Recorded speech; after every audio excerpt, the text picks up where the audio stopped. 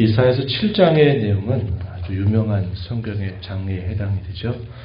이사야서 7장 14절의 내용은 예수님께서 탄생하시게 될 때 요셉과 마리아에게 구세주의 탄생, 그것을 두고 임마누엘이라 하리라 하면서 이 말씀을 인용해서 이 말씀이 궁극적으로 성취된 내용을 확인시켜 주고 있기 때문에 이 내용들은 대단히 우리에게 많이 알려져 있는 내용입니다. 그런데 우리가 이 말씀을 볼 때 생소한 부분은 뭐냐면 임마누엘이라고 하는 이 말은 우리가 마태복음 1장을 통해서 우리가 잘 기억하고 있지만 이 말이 어떻게 해서 어떤 역사적인 배경에서 이 말이 나왔는가 하는 것에 대해서는 우리가 잘 알지 못해요. 그에 대한 배경의 말씀을 오늘 우리가 이사야서 7장에서 확인할 수 있게 됩니다. 역사적인 배경이 어떠한 때인가? 유다 왕 가운데서 아하스 왕이 다스리고 있던 때에 국제정세가 대단히 어려운 상황에 처하게 되었습니다. 어떤 내용이냐면 당시의 남조와 북조, 이 유다와 이스라엘의 관계가 좋지 않았던 관계로 보이고요. 아람 나라와 이스라엘 나라가 유다와 함께 동맹을 해서 당시의 세력을 넓혀가고 있는 이 아수르를 대적하려고 했습니다. 그런데 유다가 이것을 거절하게 돼요. 그랬더니 아하스 왕이 다스리던 때에 이 두 나라가 동맹을 해서 유다 나라를 침공한 겁니다. 함께 동맹을 해서 아수르를 우리가 이겨내자라고 했을 때 유다가 안 하겠다 그러니까 도리어 이 두 나라가 동맹해서 유다를 침공하게 된 겁니다.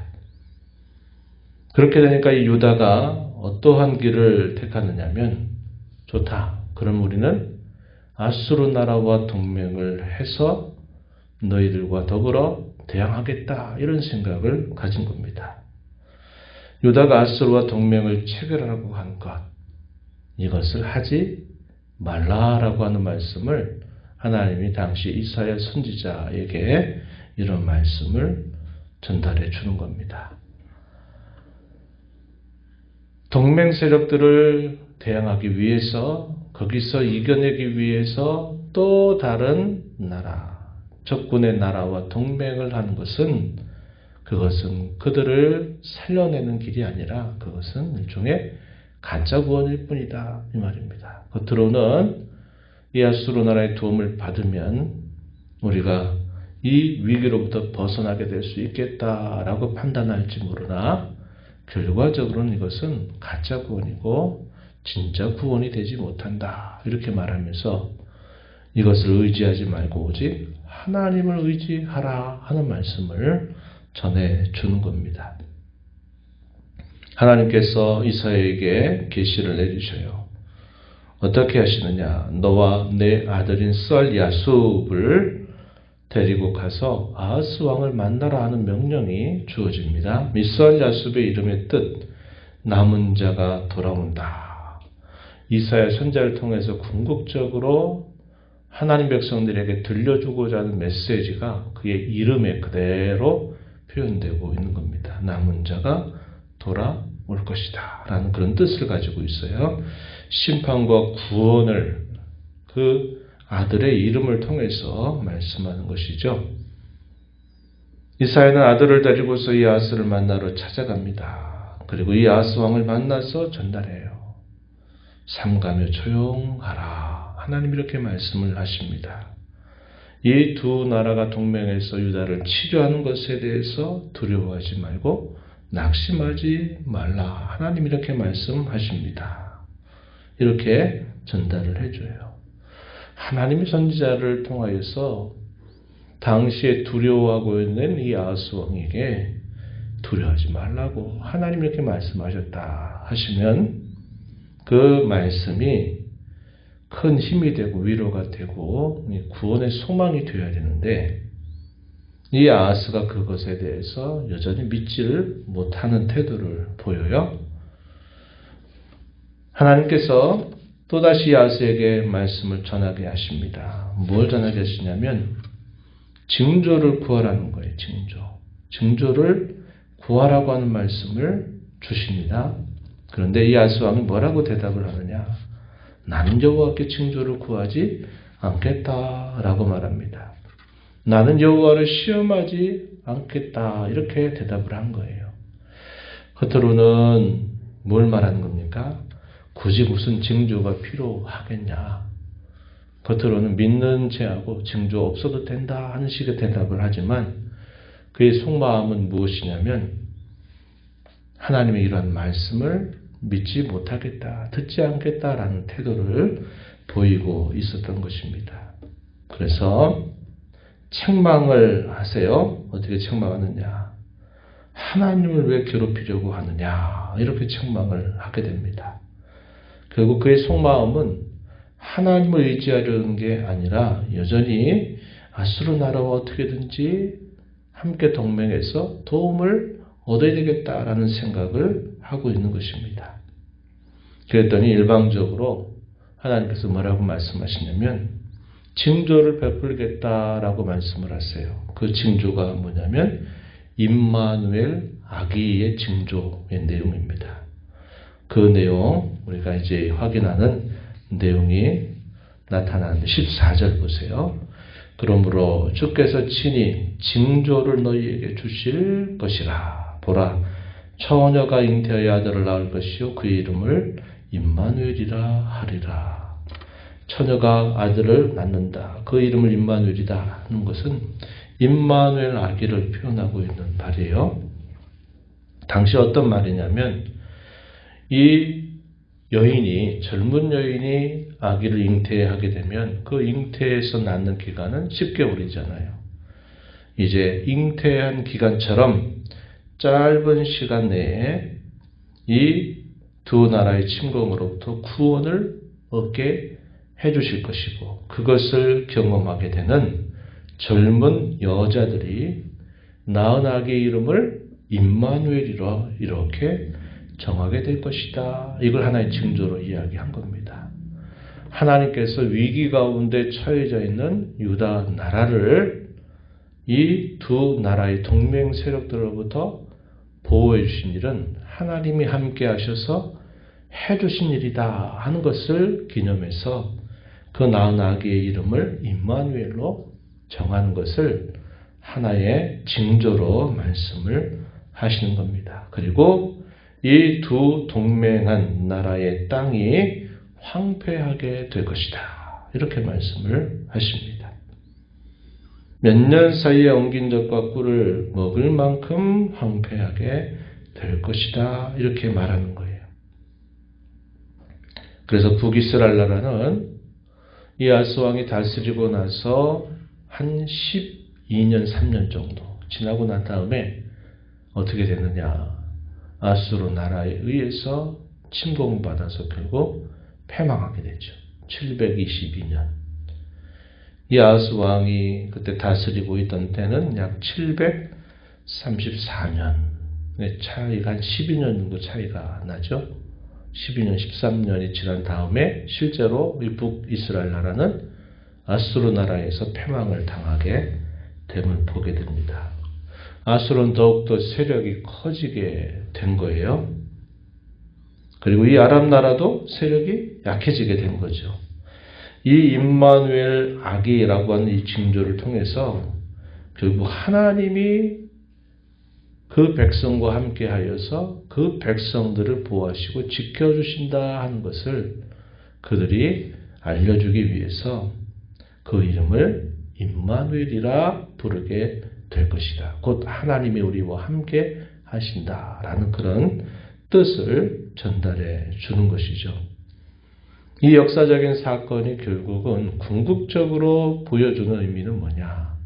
마태복음에서 우리에게 소개하듯이 우리와 함께 하시는 하나님이 그의 사랑하시는 아들을 우리를 위하여 보내주셔서 이 임마누엘의 역사를 결국 이루게 되는 것을 궁극적인 그런 성취로서 우리에게 알려주고 있는 셈이 됩니다.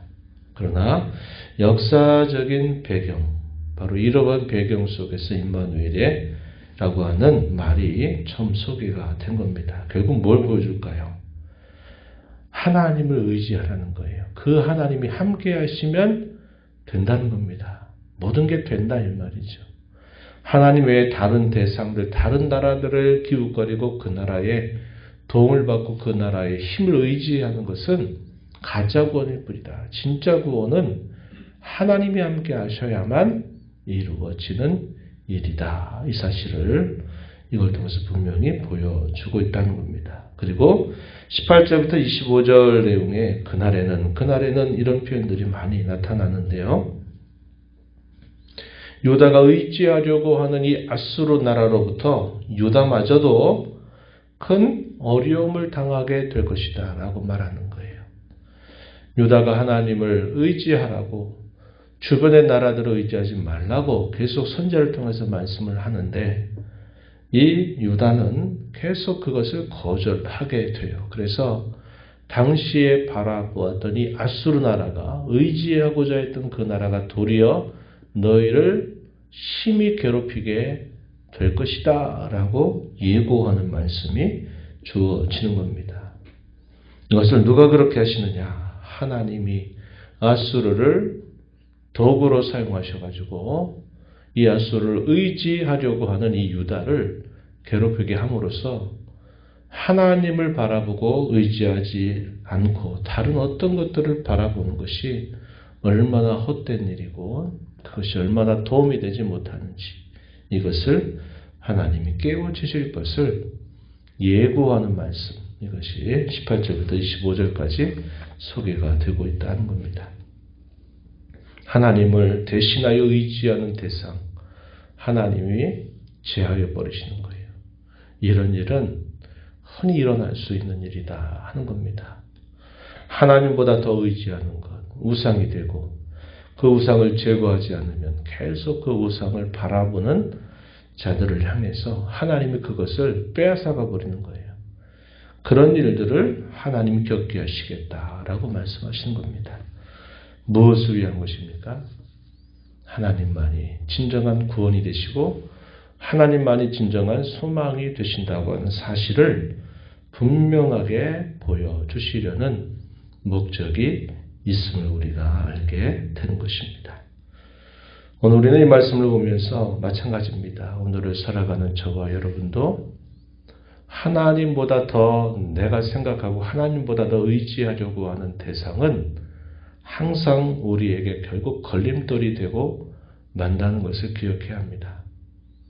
하나님이 우리와 함께 하신다라는 이 약속은 우리에게 놀랍게 주어진 변치 않는 하나님의 약속임을 기억을 해야 합니다. 그래서 우리가 매일매일 살아가는 삶 속에서 겪는 이런저런 일들 속에서 우리는 다른 어떤 것을 바라보고 의지하는 태도를 버리고 오직 하나님을 의지하고 그분을 바라는 자로 살아가야만 합니다. 그래서 여러 많은 선택의 기로 앞에 서 있을 때마다 내가 무엇을 선택할까 할 때에도 하나님이 무엇을 원하시는지를 우리가 먼저 생각하고 그분의 뜻을 우리가 기억하고 그분의 뜻에 따라서 결정하고 나가는 자세를 끊임없이 우리가 힘쓰며 살아가야만 합니다.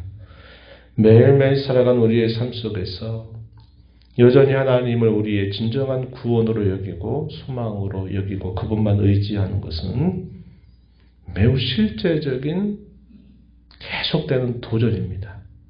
이걸 꼭 기억하셔야 돼요. 오늘도 나는 하나님을 의지할 것인가? 내가 오늘도 있는 이 사건과 일들 속에서 난 여전히 하나님을 부를 것인가? 아니면 다른 것을 바라볼 것인가? 하는 것은 순간순간마다 우리에게 주어지는 실제적인 신앙의 도전이에요. 그러한 모든 일들 앞에서 우리는 임마누엘로 우리와 함께 하시는 그 하나님을 우리의 구원과 소망과 의지로 여기고 결단하며 살아가는 저와 여러분이 되어야 하겠습니다. 우리가 읽은 말씀 가운데 9절 하반절 이 표현을 한번 좀 유의해서 볼 표현인데요. 9절 하반절 한번 보세요. 만일 너희가 굳게 믿지 아니하면 너희는 굳게 서지 못할 것이다. 굳게 믿지 않으면 굳게 서지 못한다. 이 말은 당시에 아하스 왕에게 주어진 하나님의 말씀이지만 여전히 오늘 우리에게도 동일합니다. 우리가 하나님을 굳게 믿고 우리와 함께 하신 임마누엘 하나님을 믿지 않으면 우리는 굳게 서지 못해요. 계속 흔들리게 되어 있다. 이 말입니다. 이것을 꼭 기억하시면서 이 하루 남은 삶, 임마누엘의 복을 받은 저와 여러분들로 하나님과 늘 함께하는 삶을 결단하고 순종하고 나아가는 복된 삶 되기를 축복합니다. 하나님 아버지 감사합니다. 지난밤에도 저희에게 쉼을 허락하시고 이 새벽 시간 저희들을 깨워주셔서 오늘도 새날을 주신 아버지 앞에 찬양과 경배를 드리게 하시고 오늘도 저희에게 주시는 말씀을 함께 읽고 교훈받게 하심을 감사드립니다. 하나님 아버지, 주변 나라를 계속 둘러보며 어디가 우리에게 도움이 되고 어디가 우리에게 유익이 될까를 판단하는 그 일 때문에 진정한 하늘의 군주가 되시는 하나님을 바라보고 의지하지 못하고 그저 도움이 될 만한 그런 도움을 찾다가 적군 나라들조차도 그것이 도움이 될 줄 생각하는 이 유다를 향해서 하나님은 오직 하나님만 바라봐라. 다른 어떤 것을 두려워하지 말고 떨지 말고 오직 하나님만 바라봐라. 이렇게 말씀을 하시지만 말로는 의지하는 것처럼 보이나 그러나 실상은 여전히 하나님 외에 다른 것들을 바라보고 의지하는 그에게 임마누엘 아기를 징조로 베풀어 주신 것을 보게 됩니다. 하나님께서 말씀하신 대로 함께하여 주셔서 그 백성들이 안위를 얻고 평화를 얻고 기쁨을 얻는 것은 오직 하나님이 함께하시는 일로만 주어지는 일임을 분명하게 깨우쳐 주셨습니다. 오늘 저희들에게 임마누엘과 함께하신 예수 그리스도로 말미암아 여전히 오늘도 저희와 함께하신 하나님의 약속을 굳게 붙들고 매일매일 주어진 여러 결단의 순간들 있을 때마다 하나님이 우리의 구원이요 우리의 소망이요 우리의 유일한 의지의 대상인 줄 고백하며 살아가는 저희들의 삶이 되게 하여 주옵소서. 굳게 믿지 아니하면 굳게 설 수 없다 하셨던 이 말씀을 기억하며 하나님과 함께 이 하루도 남은 삶을 살아가는 저희 모두가 되게 하여 주옵소서. 눈의 보좌 앞에 나와 아버지 은혜를 구하는 모든 심령들의 간구를 기울여 주시고 응답하시기를 바라오며 예수님 이름으로 기도하옵나이다. 아멘.